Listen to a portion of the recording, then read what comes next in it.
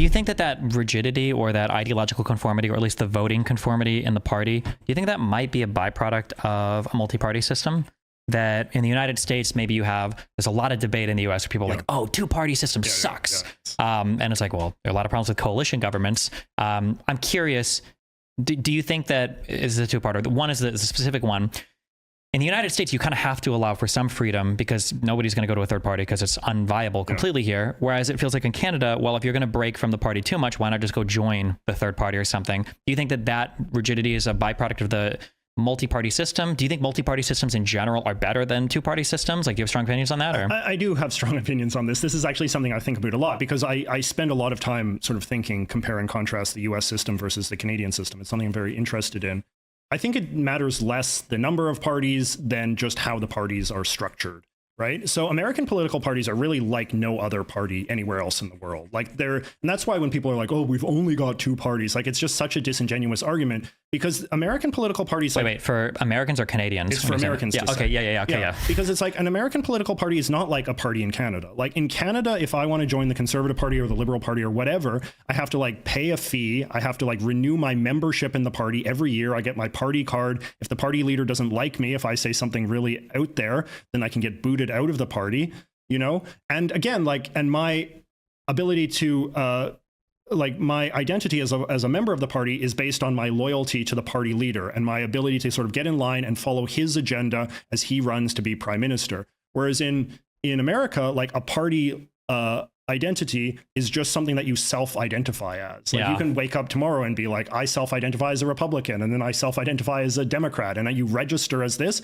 And then just the mere act of self-identifying is what gives you a right to vote in party primaries, right? So you can... Do you have the same, like in the United States, I don't know how much you follow the fights in Congress, but we have brutal in-party fighting such that our majority party, they should never happen, like can't have like a Speaker of the House for some number of weeks. Does stuff like that political party infighting happen in Canada? No, or? Not at all. And if there's even the smallest like hint of division in a party, it's like this huge scandalous thing, right? Like it's big news for there to be any divisiveness within a party. Like, you know, the Liberal Party had some vote that they had in the parliament a few weeks ago about the Israel-Palestine thing. And, you know, it was like a motion, you know, that did condemn both sides. But, you know, there was one Liberal MP, a Jewish guy from Montreal, who's been pretty pro-Israel during his political career.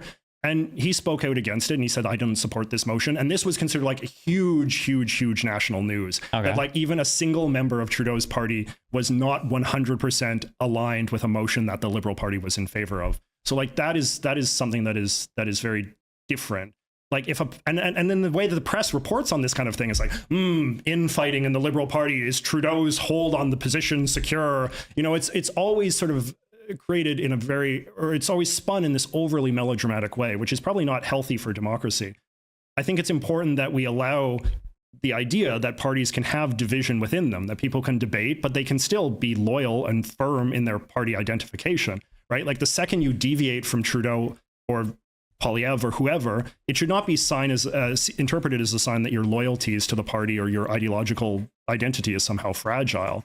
Whereas I think the American system is much more healthy, particularly in regards to party primaries, like allowing folks that self-identify as supporters of the party to just hash out who they want their candidates to be. And then those candidates reflect a diverse, you know, in theory, they reflect a diverse constellation of perspectives of what it means to be a Democrat or a Republican. You know, a California Democrat might be different than a Democrat from Mississippi, right? But they all get together in Congress and they have to sort of, like every vote in some ways in America is like a coalition vote. You have to, in theory, cobble together a working majority. Actually, Johnson is doing this right now because he's begrudgingly having to pass some of these resolutions with the support of Democrats just because he has this like crazy far right faction that won't vote for anything, right? And this is the thing with like the Ukraine aid and all this kind of stuff. Like he has to, as I think all good speakers of the House have to do, they have to cobble together a workable majority, which often entails sort of winning over some people on the other side.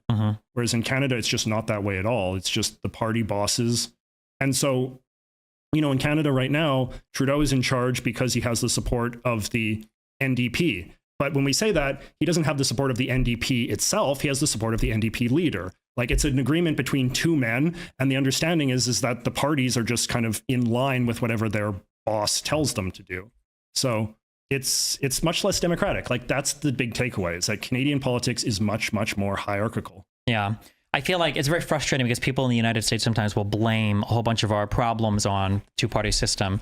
And then, yeah, I think you can point out as like, well, there is a pretty big diversity of candidates that exist within a particular party. Like you've got people that are all the way, people in the Freedom Caucus for conservatives, people like AOC and like kind of like these more moderate Dems can exist in the same party. And not to say that the two-party system is better or worse than anything else, but it's another thing where like Americans idealize something that Europe or Canada has in a way that, people in the United States will say, I don't like that two senators in our Congress can completely and totally hold up, every part of any kind of legislation we ever want to pass. It's insane that we've got to appeal, to like a senator from West Virginia. That's unbelievable. And then I'll follow sometimes like in European politics where you're building coalition governments, and there'll be a government where these people have like 4 seats in their parliament. But because you need that party to form the coalition, they're now dictating a ton of your party's platforms. Like theoretically, the same problems can crop up in a lot of different ways.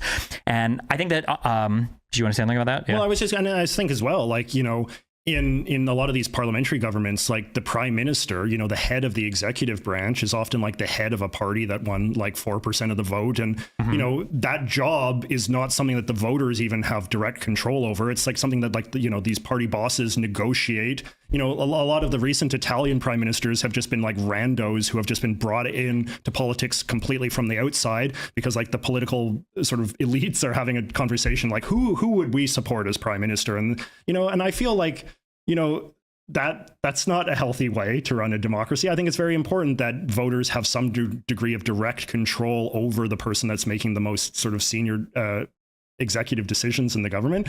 But,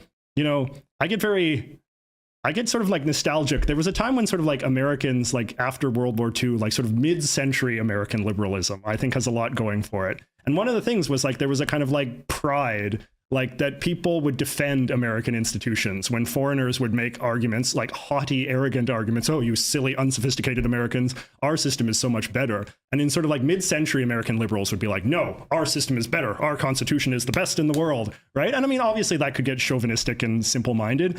But these days, any foreigner, I feel, can just make can shit on America in any way. And there's just so many people like, oh, so true. We suck so much. You people are so bright and so enlightened. And like everything that foreigners have done is a million times better than our shitty system. Yeah, that's so cringe. I do agree. I think that I do, especially learning more about them now, because I'm embarrassingly uninformed on a lot of American structure in terms of how government everything works. And now learning more about it, I have a much greater appreciation for how a lot of it works. One thing that I think people make a big mistake about, at least in the United States system, is this idea that like we only have 2 parties, our government is broken, and that's why nothing is getting passed. That's why nothing is working in the country. And sometimes when I look at things and people say something is broken, I have to play this game now where I'm trying to, in this like emotivist lens, I'm trying to interpret what people are saying, because very rarely is it what they're actually saying. And when people say that like the system is broken, what they're really saying is the stuff that I want to happen isn't happening. And so now I'm trying to think, okay, well, stuff that you want to happen isn't happening, but what's going on? Is the system failing to express, the actual desires of the constituents of, whatever the politicians are? And I think the American system actually works really well, but I think the issue is it is accurately representing that we are historically divided into completely different realities. And it's a pretty even split, despite the however many more million votes a Democrat president might get than a Republican or whatever, or houses or governor races. That we have a big problem getting along right now. And sometimes people, I think, want to look to the system. Well, if we just had a multi-party system, it would fix everything. It's like, no, half the people in this country think the election was stolen. There's no system that's going to fix that. Yes. Now, the George Will had a good line. George Will, the great, you know George Will? Of course, he was great. But the audience doesn't. Explain who that is. George Will. George Will is really, I think, one of the great conservative intellectuals of American history. He no longer identifies with the Republican Party. He was one of many who sort of ditched after Trump. But I think a lot of he was a columnist for the Washington Post. He still is for many, many years, many decades. But anyway, he has a good line where, someone says like, America is divided. And he says, yes, but not frivolously. Which is, I think, a very important concession, right? Because we do often treat like the division something should just go away.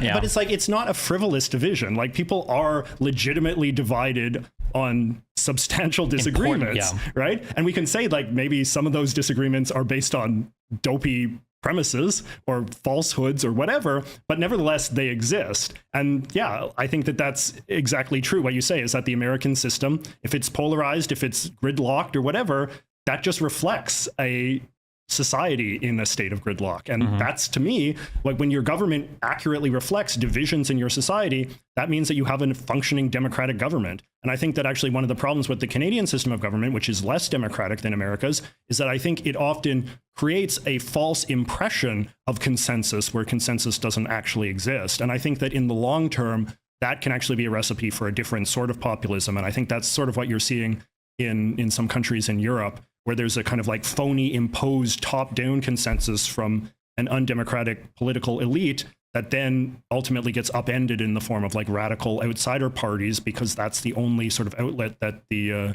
that the voters have. Yeah. It feels like a dumb position, and I would have hated myself for saying this like 5 years ago, but you mentioned like political party leaders are supposed to be able to bring together people to vote on things. It feels really cucked to say, but I really do feel like bipartisanship, like in and of itself, irrespective of those, is a virtue to be had. That being able to work with people that have real political disagreements, not like, well, I totally disagree with this guy. He thinks that minimum wage should be 25 an hour, and I think it should be 35 an hour. But we managed to coexist. That you should be able to take people that have substantively different positions than you and work with them, and that seen increasingly, I think, is like backstabbing or being a turncoat or not being loyal or faithful, or like as like sort of the Tucker Carlsons of the world would say, it's like a symptom of like the mono party, like the elite who don't actually care about anything, and they're just running everything for their own interests. And all of these disagreements are just, what do the wrestlers call it, like the kayfabe or whatever, like the kind of like the manufactured sort of like conflict for show that just masks their real sinister agenda. Yeah, right? like these guys are wheeling and dealing on the floor. They don't care about the American people. It's like, well, how do you think legislation gets passed? Like you have to, like at the end of the day, this is, it has to happen. But people, I mean, a lot of people, and this is kind of scary, like it's just like a lot of people in politics today seem to just aspire to the rise of a strong man who will impose their will and crush their enemies, right? Which is the antithesis of democracy, right? Democracy is about wheeling and dealing and accepting that diversity of all sorts will be reflected through the political system.